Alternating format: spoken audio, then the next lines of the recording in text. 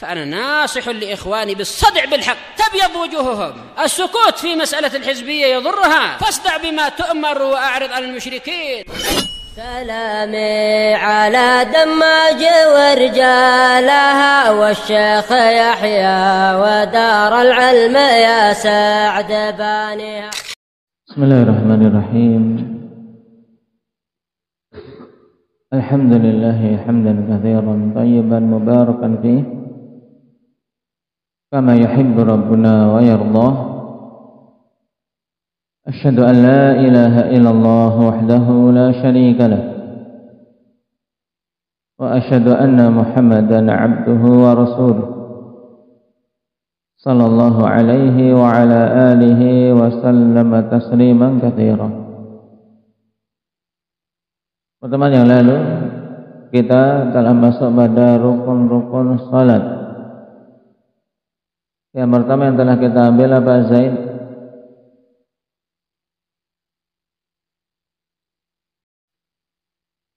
Baik, yang pertama berdiri bagi yang mampu.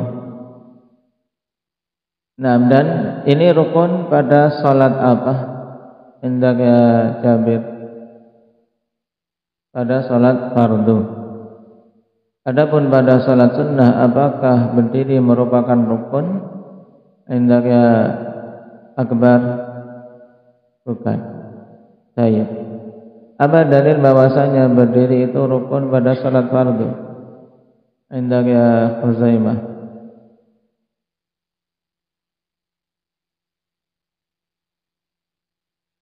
Baik, wa qumu lillahi qanitin.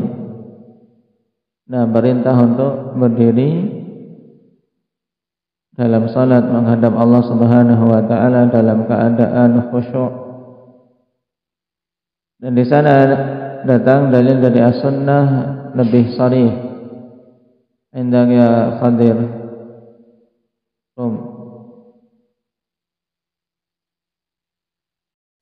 Baik, hadis Imran bin Husain, ini dalil pokok yang dikeluarkan oleh Imam Bukhari rahimahullahu taala.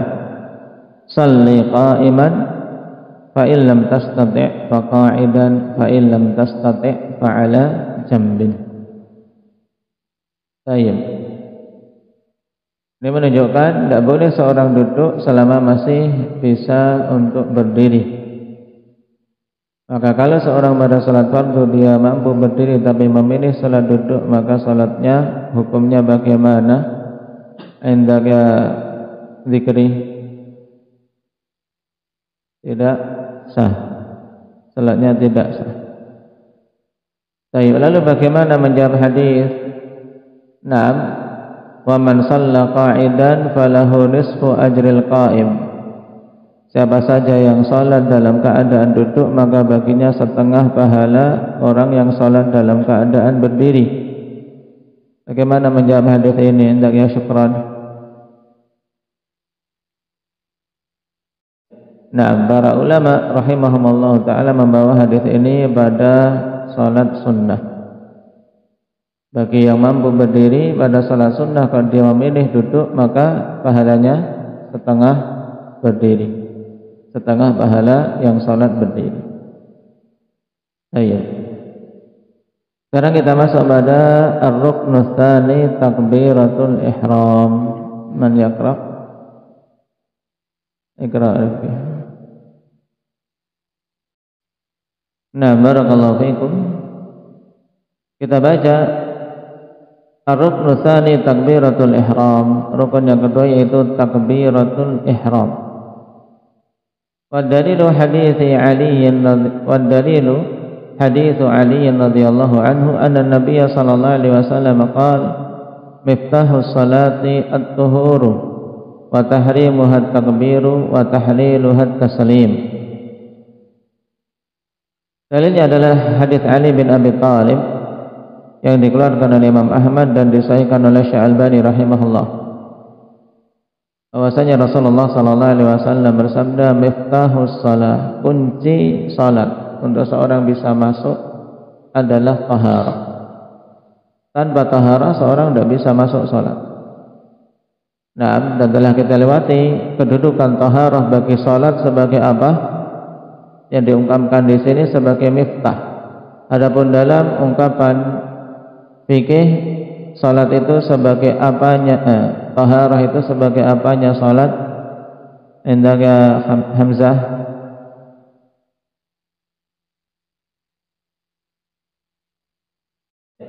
Naam, sebagai syarat sahnya salat. Dalilnya apa? Naam, ahsan. Hadis Abu Hurairah radhiyallahu anhu, la yaqbalullahu salata ahadikum idza ahdatha hatta yatawadda. Juga hadis dalam Sahih Muslim, la salata bi ghairi tuhurin, tidak sah salat tanpa tuhur, yaitu tanpa taharah. Nah, kemudian dalam hadis ini kata Nabi sallallahu alaihi wasallam, wa tahrimuhat takbir, dan tahrimnya yaitu takbir. Tahrimnya dinamakan tahrim apa? Yaitu perkara yang menjadikan haram hal-hal yang sebelumnya halal. Nah, yang menjadi apa? Sesuatu yang menjadikan sesuatu yang tadinya halal menjadi haram dalam salat adalah apa? Takbir. Makanya takbir ini dinamakan takbiratul ihram. Baik, seperti pada seorang yang mau umrah ataupun haji. Ketika dia telah masuk ihram, maka apa? Hal-hal yang sebelumnya halal ada yang diharamkan. Seperti apa misalnya kalau ihram pada haji dan umrah? Indah ya, syukran.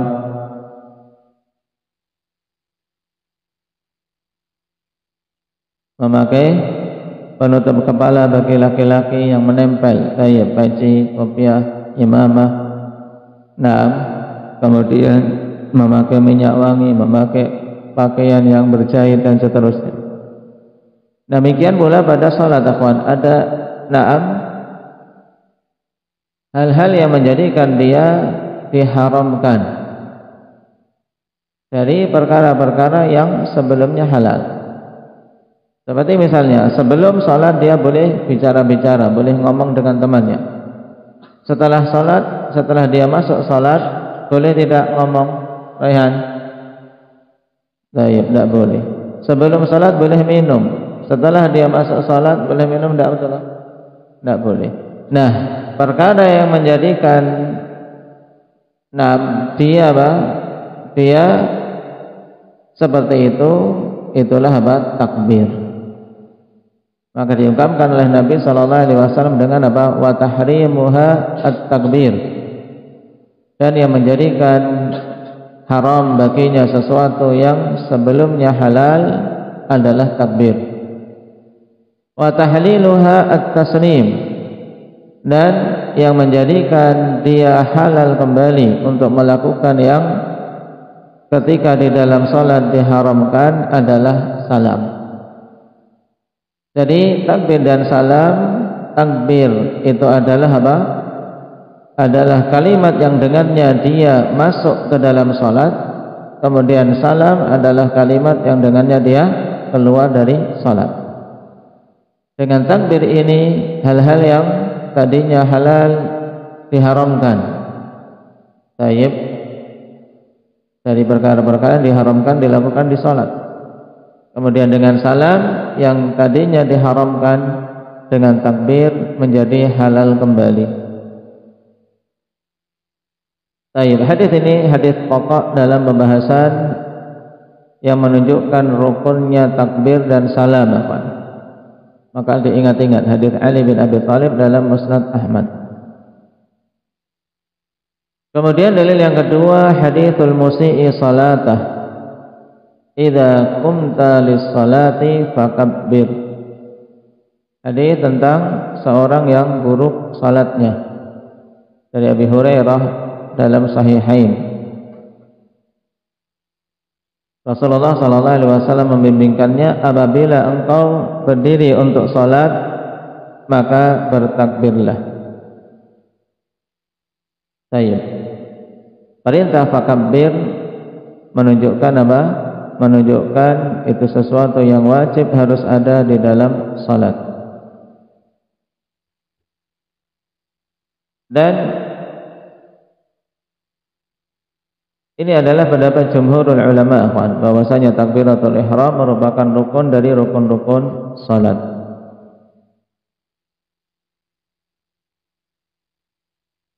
Yang menyelisih dalam masalah ini sangat sedikit, bahkan sebagian menukilkan ijma. Karena apa? Saking lemahnya pendapat yang mengatakan bahwasanya takbiratul ihram bukan rukun.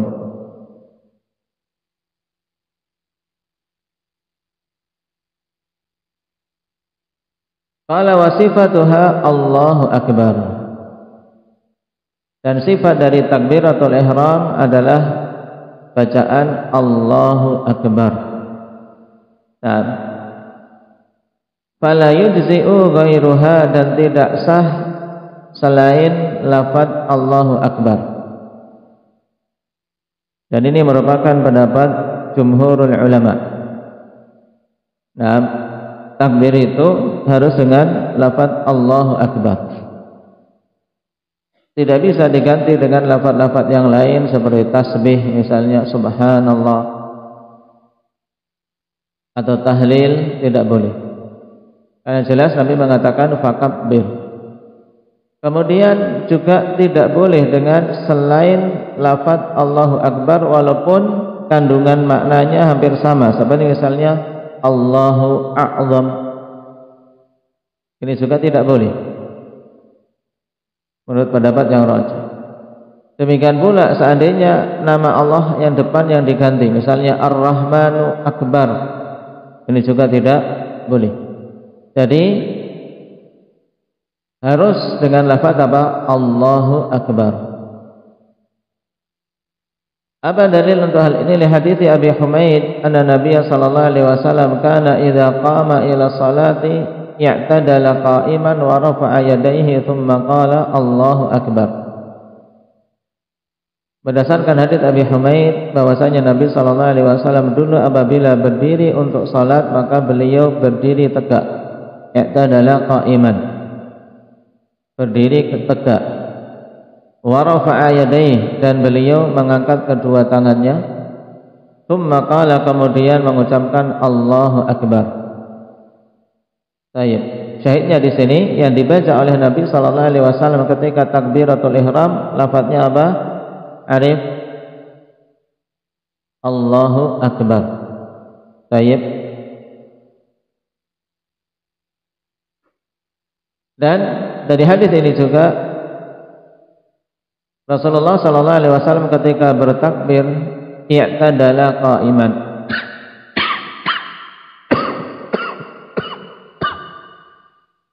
beliau apa? Berdiri tegak. Jadi takbir ini harus dilakukan dalam kondisi berdiri tegak. Makanya dalam tanbih ditegaskan wala budda minal ityani bi takbiratil ihram wal musalli mu'tadilun bil qiyam.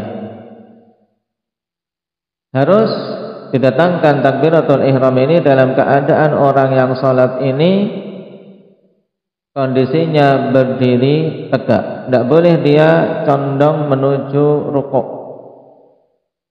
atau dalam kondisi dia bergerak menuju rukuk, tidak boleh. Tapi baca takbiratul ihram dalam kondisi berdiri tegak, Allahu akbar. Dan ini penting, akhwat. Kenapa? Karena pada sebagian orang-orang yang terburu-buru untuk mengejar rukuk bersama imam ini sangat rentan.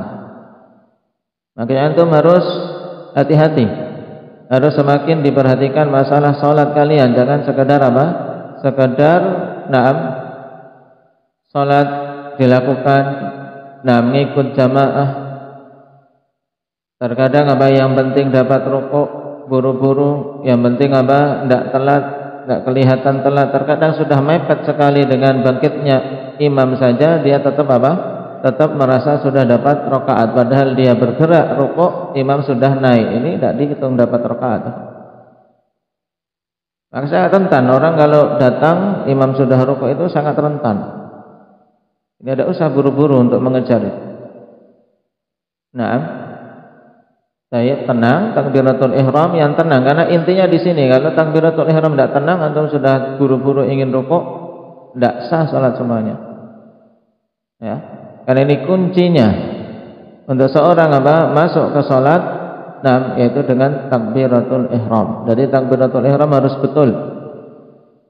Bacanya betul, Allahu Akbar, kondisi dalam posisi berdiri tegak. Adapun mengangkat tangan itu hukumnya sunnah yang insyaallah nanti kaifiyahnya akan kita bahas pada pembahasan sunnah-sunnah salat. Kalau dalam hadits Abi Humaid disebutkan di sini apa? Mengangkat tangan dulu baru mengucapkan. Jadi tangan diangkat kemudian baru Allahu Akbar.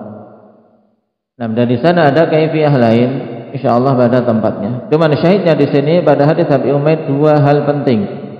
Yaitu yang pertama, lafaz pada takbiratul ihram adalah Allahu Akbar. Yang kedua, pengucapan Allahu Akbar ini harus dalam posisi tegak berdiri. Kapan saja seorang mengucapkannya sudah pada posisi bergerak rukuk, maka tidak sah. Seperti mereka-mereka yang masbuk, karena dia terburu-buru ingin mengejar imam rukuk, akhirnya tidak memikirkan takbiratul ihram, yang dia pikir pokoknya biar ketemu rukuk, itu saja. Biasanya jarang takbiratul ihram diperhatikan, maka dia sambil mengayun, tangannya diangkat tapi takbiratul ihramnya tidak dalam posisi tegak berdiri. Maka hati-hati yang seperti ini, karena tidak sah salatnya. Kemudian terkait lafaz Allahu Akbar, maka juga harus dijauhi kekeliruan dalam pengucapan. Di antara kekeliruan yang banyak terjadi di kalangan awamun nas yaitu Yang pertama dengan memanjangkan hamzah, Allahu Akbar. Allah. Ini jadinya salah.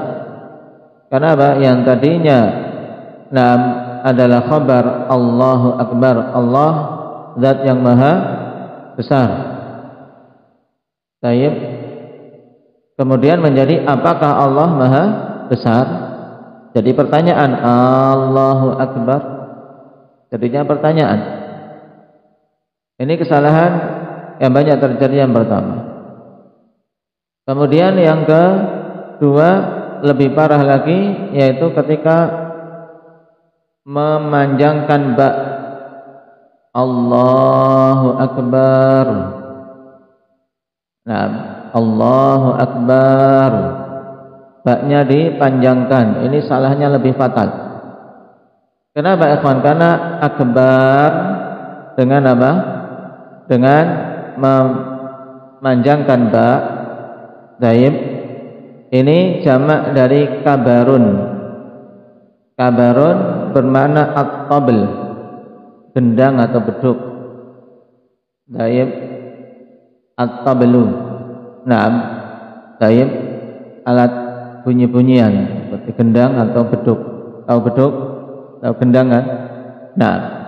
Daib. Dan ini maknanya kalau dia meyakini seperti itu kufur tidak? Kufur.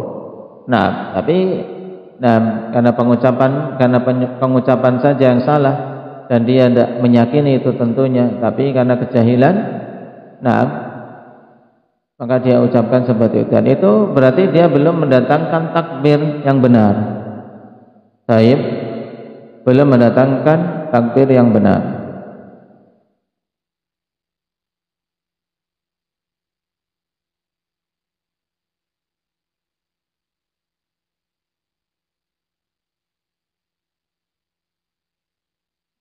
Jadi jangan sampai baknya dipanjangkan. Jadi lafazkan dengan benar. Allahu Akbar.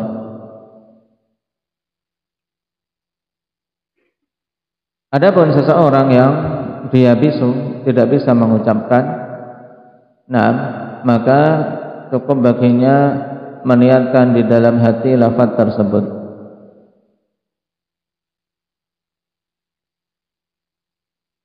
Dan bagi seorang yang salat sendirian atau menjadi makmum, maka bacaan takbirnya dibaca sir, Apa batasan takbir dibaca sir? Yaitu ketika dia melafadzkan huruf-hurufnya.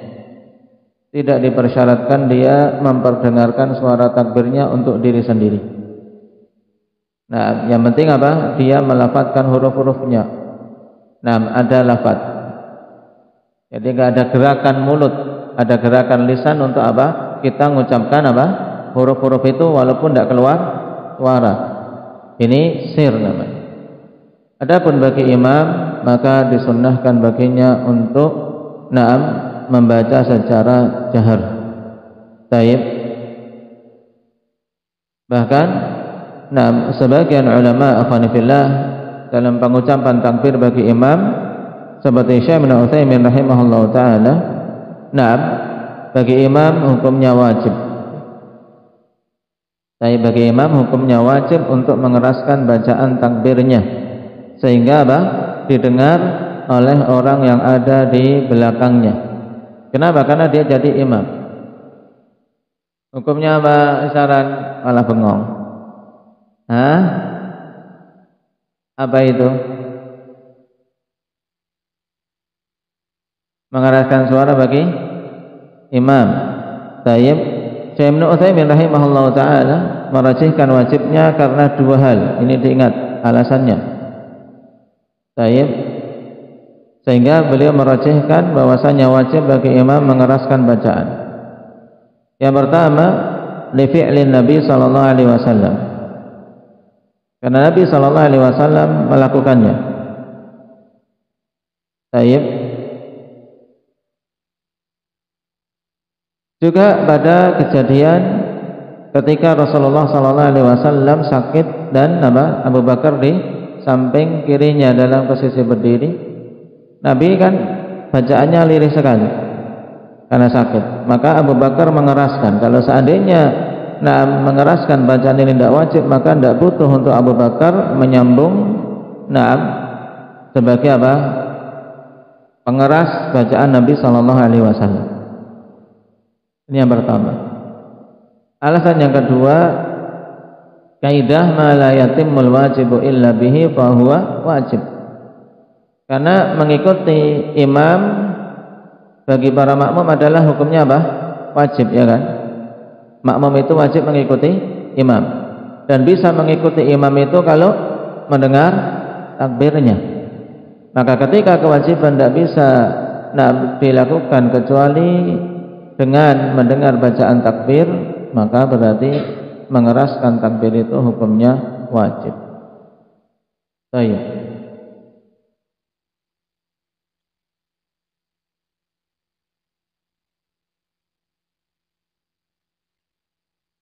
Adapun untuk para makmum dan munfarid, mereka membacanya secara sir.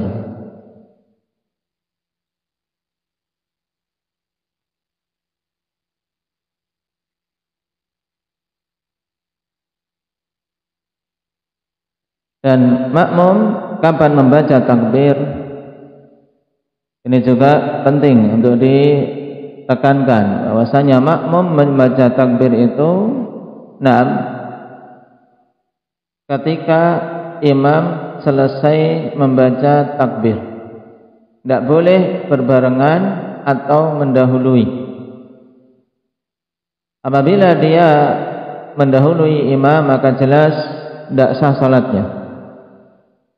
Demikian pula apabila dia membaringi imam pada takbiratul ihram, ini tidak sah juga. Baik.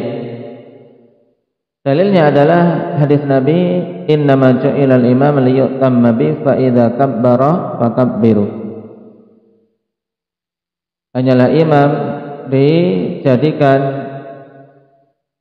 imam untuk diikuti. Apabila dia bertakbir, maka takbirlah kalian. Baik.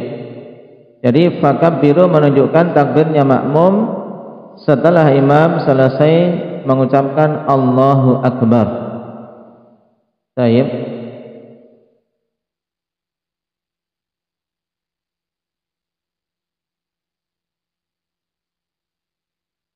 Nah, sehingga harus setelahnya. Kalau sebelumnya, maka dia tidak sah. Kenapa? Karena dia mendahului imam sebelum imam masuk ke dalam sholat. Bagaimana dia bermakmum dengan seorang imam yang dia belum masuk di sholatnya? Taib. Maka wajib dia mengulangi. Ya, dia batalkan, kemudian dia ulangi takbiratul ihramnya. Misalnya kadang dikira imamnya sudah takbir. Ternyata dia belum takbir, dia sudah takbir dulu. Maka ulangi, tidak boleh. Nunggu sampai imam selesai membaca Allahu Akbar.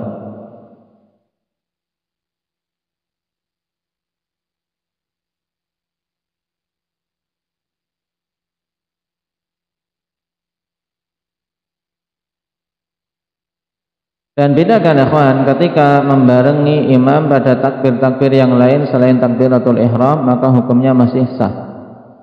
Misalnya berbarengan pada takbir mau rukuk, berbarengan pada takbir yang lainnya selain takbiratul ihram, maka masih dikatakan sah walaupun menyelisihi sunnah. Tapi kalau membarengi takbiratul ihram, maka ini para fuqaha mengatakan tidak sah. Kenapa? Karena imam belum masuk ke sholatnya, dia sudah memulai juga. Karena masuknya imam ke sholatnya setelah Allahu Akbar, sempurna. Baik.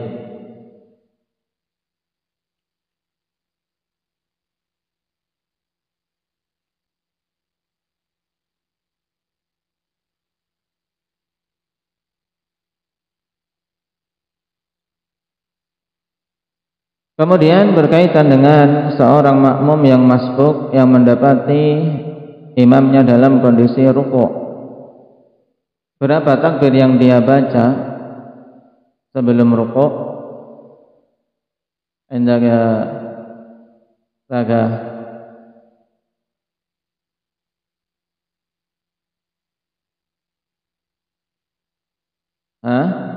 Satu takbir apa? Takbiratul ihram. Taib. Ketika seorang masuk ke dalam salat, akhwan, mendapati imamnya rukuk, maka yang jelas-jelas tidak ada khilaf kalau dia membaca dua takbir. Yang pertama takbiratul ihram, Allahu Akbar. Kemudian dia takbir lagi untuk rukuk, Allahu Akbar. Taib. Ini jelas sah. Yang pertama takbiratul ihram, yang kedua takbir untuk rukuk. Lalu apakah kalau dia hanya takbir satu kali saja itu sah? Maka jawabannya sah kalau dia meniatkan takbiratul ihram. Tapi kalau ketika dia takbir niatnya takbir untuk rukuk saja tanpa takbiratul ihram, maka salatnya tidak sah. Nah, ini harus diperhatikan. Baik. Takbir ketika mau masuk itu harus takbiratul ihram. Dan itu harus dalam kondisi berdiri tegak. Seandainya dia cuma takbir satu saja, takbiratul ihram Allahu Akbar, kemudian dia rukuk, taib, untuk rukuk bersama imam, maka ini sah. Taib.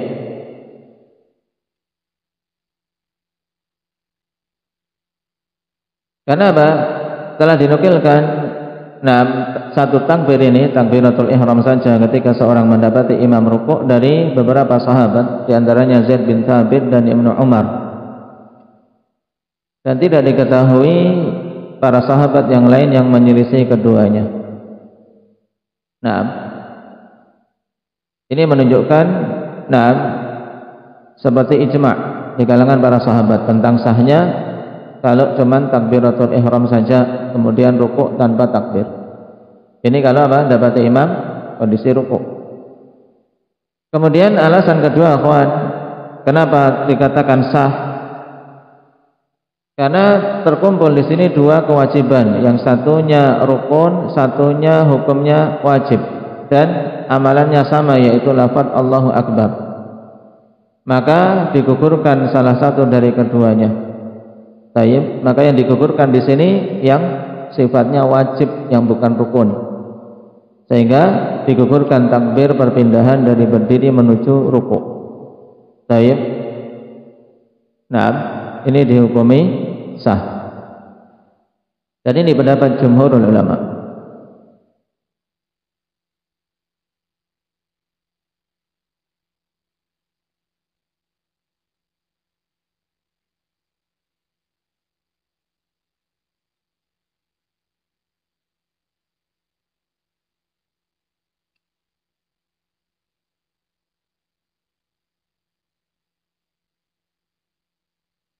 Kemudian